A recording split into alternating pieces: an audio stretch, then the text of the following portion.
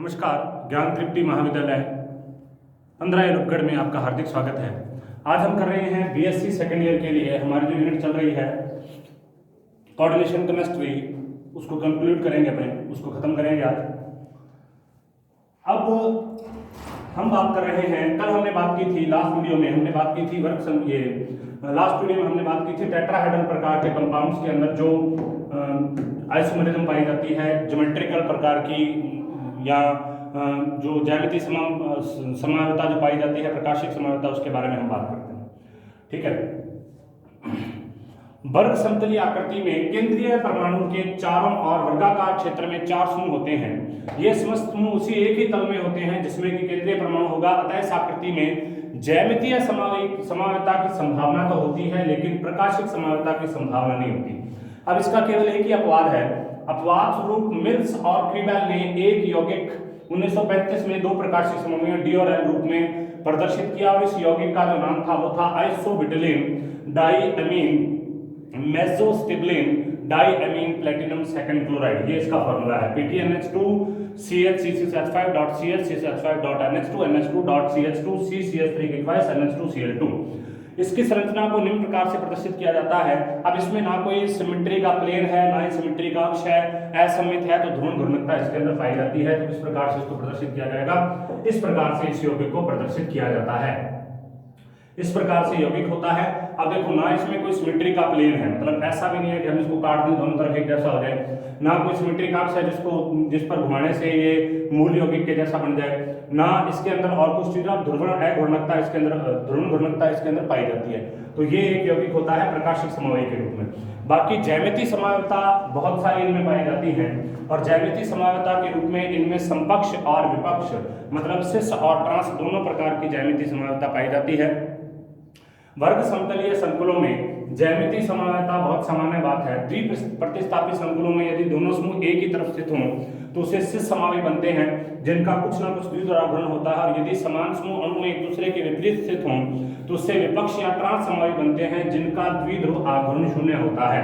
उदाहरण के लिए प्लेटिनम सेकंड डाइअमीन डाइक्लोराइड निम्न 2 ज्यामितीय समावी में पाया जाता है। देखो, एक तो ये दोनों क्लोरीन एक तरफ, दोनों NH3 एक तरफ, NH3 के सामने NH3, क्लोरीन के सामने क्लोरीन, तो इस प्रकार से ये 2 समूह पाए जाते हैं। यदि किसी संकुल में कोई असममित किलेटिंग समूह जुड़ा हो तो वह किलेट संकुल भी ज्यामितीय समावता दर्शाता है, क्योंकि असममित किलेटिंग समूह वर्ग समतलीय अणु में 2 प्रकार से अवस्थित हो सकते हैं। और इसके उदाहरण के रूप में प्लेटिनम और ग्लाइसिन के संकुलों का उल्लेख किया जा सकता है। तो ये तो सिस है, ये ट्रांस है। सिस जो कंपाउंड है, अब सिस में देखिए CH2CO NH2 PT NH2 CH2CO, तो CH2 NH2 CO PT NH2 NH2 CO CH2। तो अब इसमें क्या होगा, ये तो सिस है। सिस का मतलब क्या है, ये इसके सामने ये, इसके सामने ये सिस, यहाँ पर इसके विपरीत दिशा में ये, इसके विपरीत दिशा में ये ट्रांस। उसके बाद हम बात कर रहे हैं उपसहसंयोजक संख्या 6 वाले कंपाउंड के बारे में। वर्नर सिद्धांत के अनुसार उपसहसंयोजक 6 के लिए अणु की आकृति अष्टफलकीय होती है, न कि षटकोणीय प्रिज्मी है, क्योंकि ये संकुल sp3d2 या d2sp3 संकरण से बनते हैं, और इस संकरण में अष्टफल की आकृति में 6 कक्षकों का निर्माण होता है। उपसहसंयोजक संख्या 6 वाले संकुलों में 2 प्रकार की त्रिविमीय समावता पाई जाती है। अब इन दोनों का वर्णन क्या है। सबसे पहले है ज्यामितीय समावता। अष्टफल के संकुलों में कई प्रकार की संरचनाएं ज्यामितीय समावता को जन्म देती हैं, जिनमें से सबसे पहले है Ma4H2 प्रकार के संकुल। और इस प्रकार के संकुलों में एक मोनोडेंटेट लिगैंड जुड़ा रहता है, जिनमें से 4 एक प्रकृति वाले और 2 भिन्न प्रकृति वाले होते हैं। उदाहरण के लिए टेट्राएमीन डाइक्लोरोकोबाल्ट थर्ड धनायन 2 प्रकार के ज्यामितीय समावयवों में पाया जाता है। जब दोनों समूह, देखो ये दोनों समूह निकटवर्ती हैं तो ये तो सिस हो गया, ये सब निकटवर्ती है इस तरफ, और जब दोनों समूह एक दूसरे के विपरीत हैं तो इसको ट्रांस कहते हैं। उसके बाद में Ma3H3, जिसमें 3 लिगैंड एक जैसे हैं और 3 लिगैंड एक जैसे हैं। तो जब 3 लिगैंड एक जैसे एक तरफ हों और 3 लिगैंड एक जैसे एक तरफ हों तो इसको तो सिस कहते हैं, और जब 3 लिगैंड में से ये आमने सामने पाए इसको ट्रांस कहते हैं। उसके बाद अगला है MAA2H2 प्रकार के, मतलब द्विदंतुक लिगैंड हैं 2 और 2 हैं अलग लिगैंड। तो इसमें क्या होता है, ये सममित द्विदंतुक प्रकार के लिगैंड हैं, तो इसके अंदर क्या होगा, ये एक द्विदंतुक लिगैंड है, एक द्विदंतुक लिगैंड है, ये तो सिस है, क्योंकि ये दोनों एक दूसरे के पास नहीं, यहां तक ये खत्म हो गया, उसके बाद में ये स्टार्ट हो गया, और ये दोनों एक दूसरे के पास में है। लेकिन ये ट्रांस कैसे होंगे, जब Cl के सामने Cl आ जाएगा और En के सामने En आ जाएगा, तब ये ट्रांस प्रकार के समूह बन जाएंगे। उसके बाद में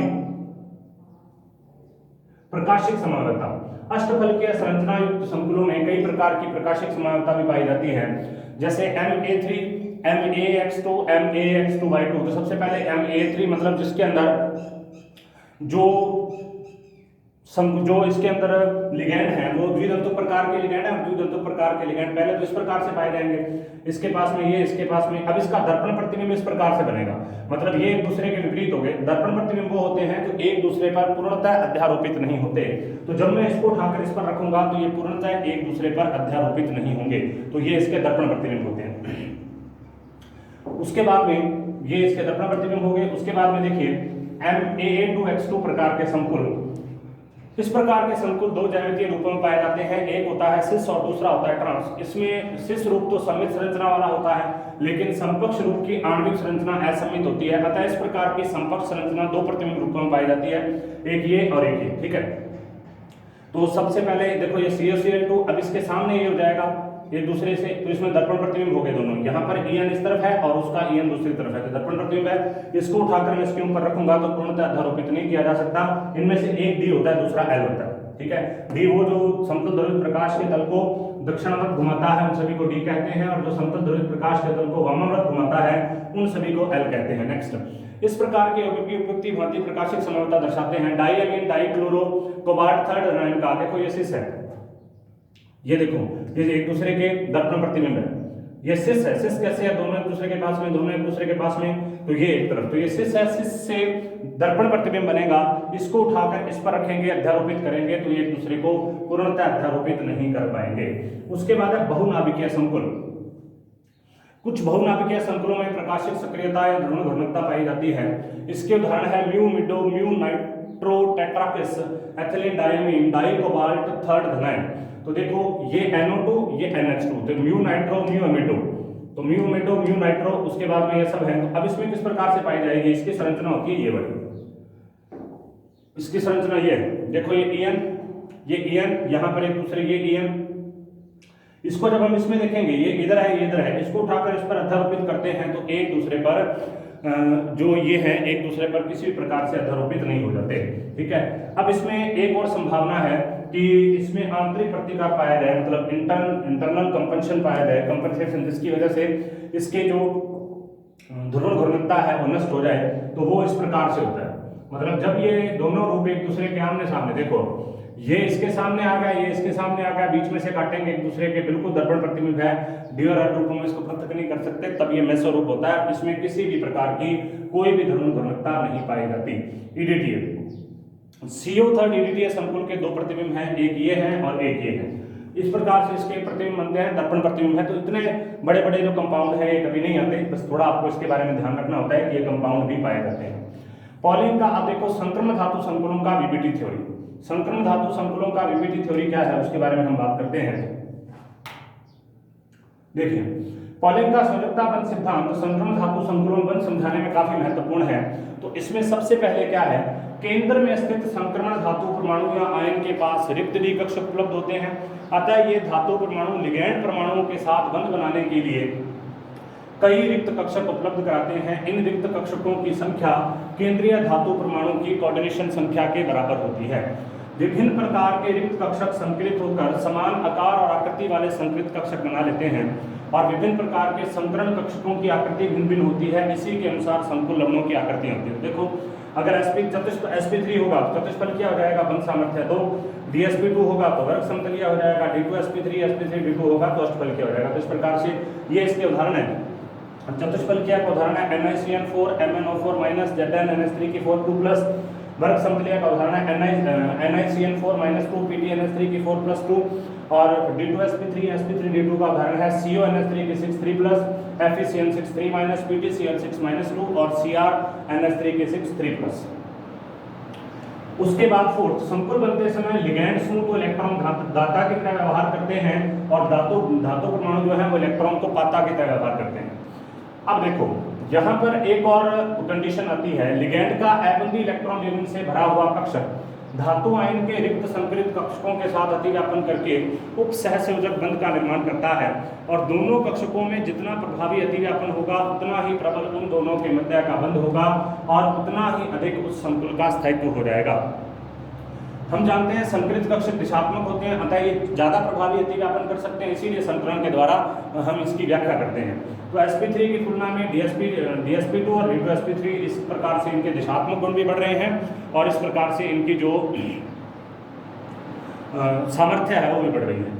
एक उप सहसंयोजक यौगिक की मजबूती और प्रकृति वैसी होती है जैसी सहसंयोजक बंध की, लेकिन उप सहसंयोजक बंध से बंधित दोनों परमाणुओं पर फॉर्मल चार्ज आ जाता है। जहां से इलेक्ट्रॉन जाता है उसके ऊपर +1 और जहां पर इलेक्ट्रॉन आता है उसके ऊपर -1। अब यहाँ पर पॉलिंग ने दो सिद्धांत दर्शाए हैं, पॉलिंग ने दो सिद्धांत ये दर्शाए हैं। अब यहाँ पर एक सवाल ये उठता है कि धातु कभी भी इलेक्ट्रॉन को ग्रहण नहीं करती, लेकिन हमने यहाँ पर ये कहा है कि लिगैंड अपने इलेक्ट्रॉन धातु को देता है तो उसके ऊपर नेगेटिव चार्ज आना चाहिए, लेकिन धातु के ऊपर सामान्यतः नेगेटिव चार्ज नहीं आता। इस वजह से यहाँ पर एक सिद्धांत दिया गया, विद्युत उदासीनता सिद्धांत, इलेक्ट्रॉन न्यूट्रलिटी प्रिंसिपल। इस सिद्धांत के अनुसार यदि किसी संकुल में कुछ लिगैंड धातु परमाणु के साथ उप सहसंयोजक बंध बनाएंगे, लेकिन अब ये स्थायी कैसे होगा? धातु के ऊपर तो नेगेटिव चार्ज आ गया, लेकिन ये तो स्थायी होते हैं, तो स्थायी कैसे होंगे उसके बारे में बात है। इस सिद्धांत के अनुसार यदि किसी संकुल में कुछ लिगैंड धातु परमाणु के साथ उप सहसंयोजक बंध बनाएंगे तो इलेक्ट्रॉन पाने के कारण धातु परमाणु पर ऋणावेश एकत्रित हो जाएगा। ठीक है, जैसे Fe पर क्या आ गया? -3 नियमनिष्ठ आवेश आ गया, क्योंकि जल के 6 अणुओं के साथ उप सहसंयोजक बंध बनाकर आयरन पर -6 नियमनिष्ठ आवेश आ जाएगा, जिसमें -3 तो आयरन की +3 ऑक्सीकरण अवस्था उसके कारण संतुलित हो जाएगा और -3 इसके ऊपर आ जाएगा। इतना अधिक ऋणावेश जब धातु परमाणु पर है तो इसका स्थायित्व तो कम हो जाना चाहिए, लेकिन पॉलिंग ने बताया कि ऐसी स्थिति उत्पन्न नहीं होती, क्योंकि इसमें जो धातु के ऊपर पाया जाने वाला आवेश है वो इस तरीके से अपने आप को वितरित कर लेता है कि सब पर समान रूप से फैल जाए, और जो धातु होती है वो क्या होगी? वो लगभग उदासीन अवस्था में ही बनी रहती है। इसको बोलते हैं विद्युत उदासीनता सिद्धांत। उसके बाद दूसरा जो सिद्धांत और जो ज्यादा महत्वपूर्ण सिद्धांत है वो ये है कि धातु के पास में जो आवेश आएगा वह अपने आवेश को वापस लिगैंड को देकर एक एक्स्ट्रा पाई बॉन्ड का फॉर्मेशन कर लेगी, और एक्स्ट्रा पाई बॉन्ड का फॉर्मेशन करने से एक तो उसका स्थायित्व बढ़ जाएगा और एक इसमें पश्च आबंधन हो जाएगा। तो पाई बंध बनने का सिद्धांत एक और है। पॉलिंग ने बताया कि लिगैंड के द्वारा उप सहसंयोजक बंध बनने के फलस्वरूप धातु परमाणु पर जो ऋणावेश एकत्रित हो जाता है उसे कम करने का दूसरा उपाय है पाई बंध का निर्माण करना। जब किसी संकुल में लिगैंड परमाणु की इलेक्ट्रोनेगेटिविटी कम हो तो Ml बंध में सहसंयोजक गुण अधिक हो जाएगा, और इस स्थिति में विद्युत उदासीनता सिद्धांत के अनुसार धातु के कम ऑक्सीकरण अवस्था वाले संकुल स्थायी नहीं होने चाहिए। मतलब उसने तो ये कहा कि धातु की जितनी ज्यादा ऑक्सीकरण अवस्था है आधे तो उसको स्थायी कर देंगे और बाकी उसके ऊपर आवेश रहेगा जिसको धातु फैला देगी। तो अगर किसी की ऑक्सीकरण अवस्था ही +1 है तो वो स्थायी कैसे होगा? उसके लिए सिद्धांत आया है। लेकिन ऐसे कई स्थायी संकुल ज्ञात हैं जिसमें धातु की परमाणु की ऑक्सीकरण अवस्था बहुत कम है, और कुछ तो ऐसे हैं जिनमें उसकी ऑक्सीकरण अवस्था है ही 0। जैसे निकेल कार्बन एक स्थायी संकुल है, जबकि इसमें निकेल की ऑक्सीकरण अवस्था 0 है। इसका मतलब ये होगा कि निकेल पर बहुत ज्यादा नेगेटिव चार्ज आ जाना चाहिए, लेकिन ये फिर भी स्थायी होता है। पॉलिंग ने इसकी व्याख्या पाई बंध अर्थात पश्च आबंधन अर्थात बैक बॉन्डिंग के आधार पर की है। देखिए कैसे। C डबल बॉन्ड OH अपने एकांकी इलेक्ट्रॉन युग्म युक्त धातु परमाणु को देकर उप सहसंयोजक सिग्मा बंध बनाते हैं, जिससे धातु परमाणु पर ऋणावेश एकत्रित हो जाता है। तो देखिए यहाँ पर ये निकेल है, यहाँ पर CO, यहाँ पर CO, यहाँ पर CO, sigma C double bond. तो अब इसमें क्या होगा? अब धातु परमाणु के सबसे पहले तो इसने इसको इलेक्ट्रॉन दिए, इलेक्ट्रॉन देकर इसके साथ में सिग्मा बॉन्ड का फॉर्मेशन कर लिया। ये लिगैंड है, ये भी लिगैंड है, ये भी लिगैंड है, ये भी लिगैंड है। सभी लिगैंड ने अपने इलेक्ट्रॉन निकेल को दे दिए और निकेल को इलेक्ट्रॉन देने के बाद में सिग्मा बॉन्ड का फॉर्मेशन कर दिया। अब धातु परमाणु के भरे हुए डी कक्षक कार्बन के रिक्त विपरीत बंधी पी कक्षकों के साथ अतिव्यापन करते हैं।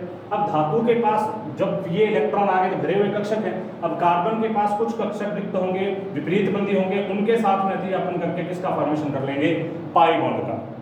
तो इससे एक तो 2 बंध बन गए। एक निकेल ने अपना जो चार्ज था इसके ऊपर उसको आगे की तरफ ट्रांसफर कर दिया, तो जब ट्रांसफर कर दिया तो पाई बॉन्ड का फॉर्मेशन हो गया। पाई बॉन्ड का जब इसमें फॉर्मेशन हो गया तो इसमें द्विबंध का निर्माण हुआ। इसकी पुष्टि इनकी बंध दूरियों से होती है।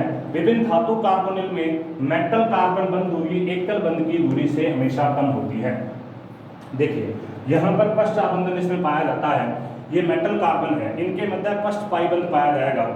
तो मेटल कार्बन में यहाँ से देखो ये पाई बॉन्ड है, यहाँ से पहले तो इस लिगैंड ने अपने इलेक्ट्रॉन इसको दिए, मतलब ये लिगैंड ने अपने इलेक्ट्रॉन इस मेटल को दे दिए, और मेटल को देने के बाद में सिग्मा बॉन्ड का फॉर्मेशन कर दिया। उसके बाद में क्या हुआ, यहाँ से इसने अपने इलेक्ट्रॉन जो भरे हुए उसके कक्षक थे, उन्होंने अपने इलेक्ट्रॉन इस कार्बोनिल के रिक्त विपरीत बंदी कक्षकों में दे दिए, जिससे कि पाई बॉन्ड का फॉर्मेशन हो गया। तो लिगैंड से तो इलेक्ट्रॉन जाने पर सिग्मा बॉन्ड का फॉर्मेशन होता है, और धातु ने वापस अपने इलेक्ट्रॉन इसको दे दिया, अर्थात बैक बॉन्डिंग कर ली, तो उससे पाई बॉन्ड का फॉर्मेशन हो जाता है। इसी को पश्च आबंधन कहते हैं।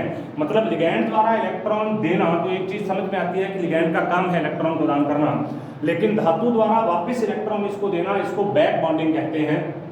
इससे धातु पर कोई आवेश रह नहीं जाता, क्योंकि उसने अपने इलेक्ट्रॉन वापस दे दिए उसको लिगैंड को। इससे ये ज्यादा स्थायी भी हो जाएगा, और इसके अलावा यहाँ पर दो बंधों का निर्माण हो गया, जिससे स्थायित्व और भी ज्यादा बढ़ जाता है। ठीक है, तो ये होता है पाई बॉन्ड के फॉर्मेशन का सिद्धांत। जैसे यहाँ पर इसको और अच्छे तरीके से थोड़ा सा समझाया गया है कि देखिए कि लिगैंड जब मेटल को इलेक्ट्रॉन देगा तो उससे तो सिग्मा बॉन्ड बनेगा, और जब मेटल लिगैंड को इलेक्ट्रॉन देगी तो उससे पाई बॉन्ड का फॉर्मेशन होगा। उसके बाद हम बात करते हैं चक्रण युग्मित संकुल या चक्रण मुक्त संकुल, जिसको आंतरिक चक्रण कक्षक भी बोलते हैं और बाह्य चक्रण कक्षक भी बोलते हैं।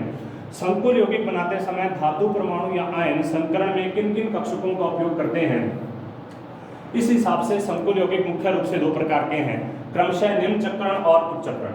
संकुल यौगिक बनाने का गुण मुख्य रूप से संक्रमण धातु में होता है, जिनका इलेक्ट्रॉनिक विन्यास n-1d 1 to 10 ns2 होता है। इस विन्यास में देखो p भी रिक्त है, d भी रिक्त है, और n-1d कक्षक भी रिक्त अवस्था में उपलब्ध हो जाता है। तो इन सभी का उपयोग हम कर सकते हैं संकुल बनाने में। यदि अंदर वाले d कक्षक का उपयोग किया जाए, कक्षकों का उपयोग किया जाए, जैसे कि ये रहा D2sp3, अंदर वाले कक्षकों का n-1d कक्षकों का उपयोग किया जाए संकुल बनाने के लिए, तो उसको तो आंतरिक कक्षक संकुल कहते हैं। अब नाइहोम ने इसी को कहा है, युग्मित इलेक्ट्रॉन नहीं होते, इसी को कहा चक्रण युग्मित संकुल, क्योंकि इसमें युग्मित इलेक्ट्रॉन नहीं होते, आगे हम उसको पढ़ेंगे। और ऑर्गल ने इन्हीं का नाम दे दिया निम्न चक्रण संकुल के रूप में। एग्जांपल है K3FeCN6, K4FeCN6, K3CONO2K6, CONS3K6, Cl3, PTNS3K6, Cl4, CrNS3K6, Cl3, K3CrCN6 इसी के उदाहरण हैं। अब ऐसे संकुलों का निर्माण तभी हो सकता है जब डी कक्षकों में अतिव्यापन करने वाले, डी कक्षकों में अधिकतम 6 इलेक्ट्रॉन विद्यमान हो। उसी हालत में 2 डी कक्षक उपलब्ध करवाकर D2sp3 आंतरिक कक्षक संकुल बन सकता है।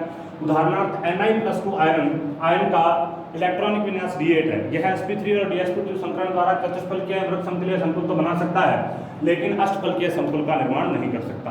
उपयुक्त के विपरीत जो संकुल में बाहर के डी मतलब एंटी कक्षकों का उपयोग किया जाता है, अर्थात sp3d2 संकरण होता है, उनको बाह्य कक्षक संकुल कहा जाता है। इनमें अयुग्मित इलेक्ट्रॉनों की संख्या ज्यादा होती है, सभी समांतर चक्रण वाले होते हैं, अतः ऑर्गल ने इन्हें उच्च चक्रण संकुल कहा। और इसके अलावा ये चक्रण विमुक्त या चक्रण मुक्त प्रकार के संकुल नाइहोम के द्वारा कहे गए। K3FeF6, CuNS3K6, Cl2, FeH2O6, Cl2, CuNS3K6, Cl, FeNS3K6, Cl2, CuNS3K6, Cl2 इसके एग्जाम्पल हैं। कोई धातु किस प्रकार से बनाएगा, क्या करेगा, चुंबकीय गुण किस प्रकार के होंगे, ज्यादातर तो इनके लिगैंड पर निर्भर करता है कि प्रबल लिगैंड, दुर्बल लिगैंड। हालांकि संयोजकता बंध सिद्धांत ने प्रबल या दुर्बल लिगैंड के अवधारणा के बारे में कुछ खास नहीं बताया, लेकिन फिर भी संयोजकता बंध सिद्धांत के आधार पर हम संक्रमण यौगिकों के उनकी आकृतियों की व्याख्या कर सकते हैं, उनके संकरण की व्याख्या कर सकते हैं, उनकी ज्यामिति की व्याख्या कर सकते हैं, और उनके चुंबकीय गुणों की व्याख्या कर सकते हैं।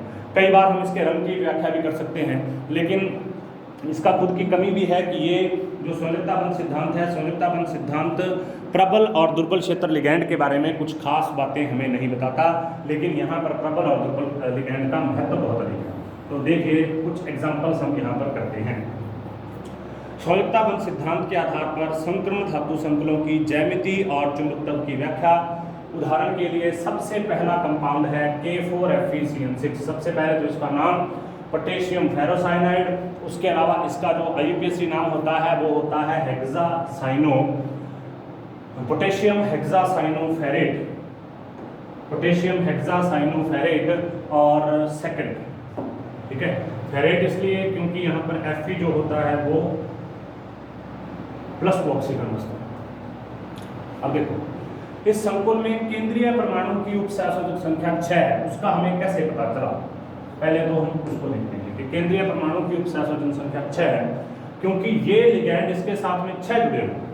तो अगर Fe के साथ में 6 लिगैंड जुड़े हुए हैं तो इसका मतलब इसकी जो कोऑर्डिनेशन नंबर है वो क्या है? 6।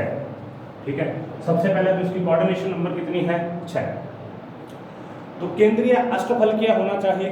अब अष्टफलकीय है और केंद्रीय परमाणु का संकरण क्या होगा? D2sp3। आयरन 26 का इलेक्ट्रॉनिक विन्यास क्या होता है? आयरन का इलेक्ट्रॉनिक विन्यास होता है 1s2 2s2 2p6 3s2 3p6 3d6 4s2। 2 electron जब ये खो देगा ये बड़े, तो इस प्रक्रिया में इसके बाह्यतम 4s इलेक्ट्रॉन निकल जाएंगे। 2 इलेक्ट्रॉन यहाँ पर खो दिया तो 4s वाले इलेक्ट्रॉन निकल गए। देखो इसके उदासीन अवस्था में तो ये बड़ा इलेक्ट्रॉनिक विन्यास था, 2 इलेक्ट्रॉन यहाँ, 1 इलेक्ट्रॉन यहाँ, 1 इलेक्ट्रॉन यहाँ, इस तरीके से इतने इलेक्ट्रॉन हो गए, 2 इलेक्ट्रॉन 4s। अब जब ये +2 ऑक्सीकरण अवस्था में आता है तो ये दोनों इलेक्ट्रॉन यहाँ से निकाल देता है, केवल और केवल इसके पास ये 6 इलेक्ट्रॉन रहते हैं। Fe+2 के संपर्क में आने वाला Cn लिगैंड है। अब जो Cn लिगैंड है वो हुंड नियम के विरुद्ध युग्मन के लिए बाध्य करते हैं, क्योंकि यहाँ पर यही इसकी सबसे बड़ी ड्रॉबैक है, सबसे बड़ी कमी है कि Cn जो है प्रबल है। Cn एक प्रबल क्षेत्र लिगैंड है, लेकिन ये इसको युग्मन के लिए बाध्य करता है कि तो फेरोसाइनाइड संकुल का देखिए यहाँ पर होगा क्या? Cn लिगैंड है, प्रबल लिगैंड है, लेकिन यहाँ पर ये सिद्धांत इसका वर्णन नहीं करता कि प्रबल लिगैंड है। अब ये क्या करेंगे? युग्मन। देखो 6 है, युग्मित कर दिया, इसके अंदर सारे के सारे डाल दिए। जैसे इसके अंदर डाल दिए, ये भी खाली हो गया, ये भी खाली हो गया, ये सब खाली हो गए। ठीक है, तो ये तो 2 है, ये S है, ये 3 है। D2sp3 है, Cn Cn Cn Cn Cn Cn 6 इसके अंदर Cn हमने डाल दिए, D2sp3 संकरण हो गया। अब D2sp3 है तो अष्टफलकीय प्रकार का यौगिक इसमें बनेगा और निम्न चक्रण प्रकार का संकुल बनेगा, क्योंकि अंदर के N-1D का हमने यहाँ पर प्रयोग किया है। दूसरी बात, ये प्रतिचुंबकीय प्रकार का होगा। प्रतिचुंबकीय और अणुचुंबकीय में अंतर यह है कि जो प्रतिचुंबकीय होते हैं वह चुंबकीय क्षेत्र से प्रतिकर्षित हो सकते हैं, आकर्षित कभी नहीं होते। अणुचुंबकीय वह पदार्थ होते हैं जो चुंबकीय क्षेत्र से आकर्षित होते हैं। ठीक है, प्रतिचुंबकीय में कोई भी अयुग्मित इलेक्ट्रॉन नहीं होता। अयुग्मित का मतलब है अनपेयर्ड इलेक्ट्रॉन नहीं होता। सारे के सारे युग्मित इलेक्ट्रॉन जिसमें होंगे वो क्या होगा? वो एक प्रतिचुंबकीय प्रकार का पदार्थ होगा। तो देखो FeCN6 इसके अंदर 6 है और इसके ऊपर -4 लगा हुआ है, -4 इसके ऊपर लगा हुआ है। FeCN6 -4 अष्टफलकीय प्रकार की इसकी संरचना है। पोटेशियम फेरिसाइनाइड K3FeCN6 इसको फेरिसाइनाइड बोलते हैं, K4FeCN6 में वो फेरोसाइनाइड बोलते हैं। तो यहाँ पर इसकी अष्टफलकीय प्रकार की संरचना बन गई और अष्टफलकीय संरचना के साथ साथ ये किस प्रकार का हो जाएगा? प्रतिचुंबकीय, क्योंकि इसमें एक भी अयुग्मित इलेक्ट्रॉन नहीं है। ठीक है, तो इसके अलावा यहाँ पर हुआ क्या कि Cn एक प्रबल क्षेत्र लिगैंड है, युग्मन करेगा, सभी इलेक्ट्रॉन युग्मित हो जाएंगे, D के अंदर 2 कक्षक खाली हो जाएंगे, एक S 3p कक्षक खाली हो जाएंगे, टोटल 6 कक्षक आपस में अतिव्यापन करेंगे। अतिव्यापन करने से उसमें 6 साइनाइड चले जाएंगे, 6 साइनाइड जाने से एक अष्टफलकीय प्रकार की आकृति का निर्माण हो जाएगा। ठीक है, उसके बाद CONH3 का संकुल का इस प्रकार से निर्माण होता है। अगर अपने CONH3 के बारे में बात करें, NH3 एक दुर्बल क्षेत्र लिगैंड है, तो दुर्बल क्षेत्र लिगैंड होने के कारण ये ऑलरेडी यहाँ पर भरे हुए हैं तो इसके साथ में जुड़ जाता है। ठीक है, उसके बाद में यहाँ पर देखो अयुग्मित इलेक्ट्रॉन है 1, ये अयुग्मित इलेक्ट्रॉन है इसके अंदर 1, इस एक अयुग्मित इलेक्ट्रॉन के कारण जो NH3 का कॉम्प्लेक्स है CONH3 ये एक अणुचुंबकीय व्यवहार करेगा। उसके बाद में है tetraammine nickel second sulphate, tetraammine nickel second sulphate NiNH3 की 4 SO4, tetraammine nickel second sulphate. तो यहाँ पर देखिए निकेल 28 नंबर पे आता है और यहाँ पर इसकी ऑक्सीकरण अवस्था क्या है? +2। और सबसे पहले हम इसके कोऑर्डिनेशन नंबर के बारे में बात करते हैं। कोऑर्डिनेशन नंबर है इसका 4। NiNH3 की 4 SO4। इस संकुल में निकेल की +2 ऑक्सीकरण अवस्था है और इसकी उपसहसंयोजक संख्या क्या होती है? 4। निकेल की परमाणु संख्या 28 होती है, जिसमें से 2 इलेक्ट्रॉन खोकर यह Ni+2 अवस्था में आता है, जिसका विन्यास 3d8 है। 4s और 4p कक्षक रिक्त होते हैं जो sp3 संकृत अवस्था में आकर चतुष्फलकीय आकार में NiNH3 2+ संकुल का निर्माण करते हैं। तो Ni28 का इलेक्ट्रॉनिक विन्यास 3D 2 2 4 2 6 और 2 8 और 4s के अंदर 2 इलेक्ट्रॉन। अब निकेल के अंदर क्या हो जाएंगे, क्योंकि +2 है तो 2 इलेक्ट्रॉन ये निकल गए, तो यहाँ पर 2 2 4 2 6 और 2 इलेक्ट्रॉन इधर निकल गए 8। ठीक है, अब यहाँ पर क्या हो जाएगा, ये इलेक्ट्रॉन इधर है तो लिगैंड वहां पर आता है जो कक्षक खाली हो, क्योंकि उसको तो 2 इलेक्ट्रॉन देने हैं। ये अपने 2 इलेक्ट्रॉन यहाँ दे देगा, 2 यहाँ 2 यहाँ 2 यहाँ, sp3 संकरण करेगा। sp3 संकरण करने से जो इसका निर्माण होगा वो कौन सा होगा, चतुष्फलकीय प्रकार की टेट्राहेड्रल प्रकार की संरचना का निर्माण होगा। और क्योंकि इसमें 2 अयुग्मित इलेक्ट्रॉन पाए जा रहे हैं, इस वजह से ये क्या होगा, इस वजह से अणु चुंबकत्व इसमें पाया जाएगा। तो वीबीटी सिद्धांत के आधार पर हम संकरण के बारे में बात कर सकते हैं, ज्यामिति के बारे में बात कर सकते हैं, आकृति के बारे में बात कर सकते हैं, अणु चुंबकत्व के बारे में बात सकते हैं। इसके अलावा कभी कभी कलर के बारे में बात कर सकते हैं। ज्यादातर ये माना जाता है कि जिनके अंदर इलेक्ट्रॉन पड़े हैं, जिनके अंदर अयुग्मित इलेक्ट्रॉन है, उनका कोई ना कोई कलर होगा, जिनके अंदर अयुग्मित इलेक्ट्रॉन नहीं है उनका कलर नहीं होगा। उसके बाद है पोटेशियम टेट्रासाइनोनिक्लेट।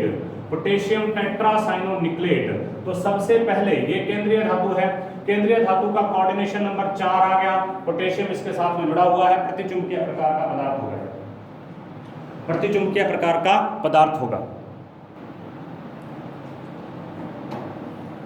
Cn लिगैंड, अब देखो यहाँ पर DsP2 संकरण है, वर्ग समतलीय प्रकार की संरचना का निर्माण करता है। और अब देखो, अब Ni+2 ऑक्सीकरण अवस्था होगी, +2 ऑक्सीकरण अवस्था होने से +2 का विन्यास क्या होगा, 2 इलेक्ट्रॉन यहाँ से निकल जाएंगे, ये होगा खाली। इसके खाली होने से 2 अयुग्मित इलेक्ट्रॉन इसके पास हैं। अब क्या होगा, Cn जो है, मैंने पहले भी आपको बताया था, Cn- क्या होता है, प्रबल लिगैंड। और प्रबल लिगैंड हमेशा क्या करता है, प्रबल लिगैंड करता है युग्मन। प्रबल लिगैंड क्या करता है, पेयरिंग करता है, युग्मन करता है। तो देखिए ये कर देगा युग्मित, ठीक है, 2 2 4 2 6 2 8 सभी को युग्मित कर दिया। युग्मित करने के बाद यहाँ से एक खाली हो गया, एक ये खाली हो गया, एक ये खाली हो गया, एक ये खाली हो गया। हमको केवल 4 ही साइनाइड जोड़ने हैं, तो एक साइनाइड हम यहाँ पर जोड़ देंगे, दूसरा, तीसरा, चौथा, 4 साइनाइड इसके अंदर जोड़ देंगे। तब 4 साइनाइड इसमें जुड़ गए। और संकरण कौन सा, संकरण है DsP2, तो इसकी आकृति अपने आप ही क्या बन जाएगी, वर्ग समतलीय प्रकार की। क्योंकि अगर 4 तो sp3 में भी होते हैं, लेकिन sp3 की जो आकृति होती है वो टेट्राहेड्रल होती है, अभी हमने पीछे देखा है। लेकिन इसकी आकृति किस प्रकार की होगी, इसकी आकृति होगी वर्ग समतलीय प्रकार की DsP2। देखो इसमें लिगैंड का ही प्रभाव पड़ा है सारा। लिगैंड अगर इनको युग्मित नहीं करता तो इसमें 2 इलेक्ट्रॉन होते जो अयुग्मित होंगे। इस वजह से, क्योंकि लिगैंड प्रबल है, प्रबल लिगैंड की वजह से उसने युग्मन कर दिया। युग्मन करने से इसमें एक भी अयुग्मित इलेक्ट्रॉन नहीं बचा, और इसी कारण ये क्या प्रदर्शित करता है, अणु चुंबकीय व्यवहार प्रदर्शित करता है और DsP2 संकरण प्रदर्शित करता है। मान लीजिए यहाँ पर कोई NH3 वगैरह लिगैंड होता तो 2 इलेक्ट्रॉन यहाँ रहते, फिर एक यहाँ जाता, यहाँ जाता, यहाँ जाता, यहाँ जाता, तो इसका मतलब sp3 संकरण हो जाता। sp3 से आकृति बदल जाती, तो इसका मतलब लिगैंड की प्रबलता या लिगैंड की दुर्बलता का बहुत प्रभाव पड़ता है।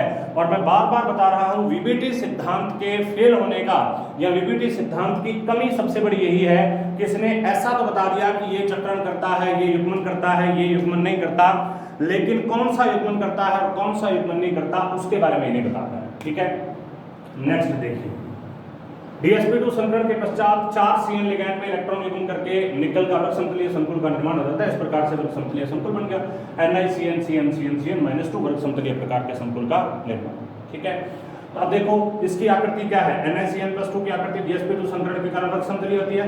अयुग्मित इलेक्ट्रॉन इसमें नहीं है, प्रतिचुंबकीय प्रकार का होगा। NiCl4 में ऑक्सीकरण अवस्था D8 है, चतुष्फलकीय sp3। देखो Cl4 है अगला कंपाउंड, अगला कंपाउंड है Cl4। तो Cl4 में ये जो Cl होता है ये दुर्बल है।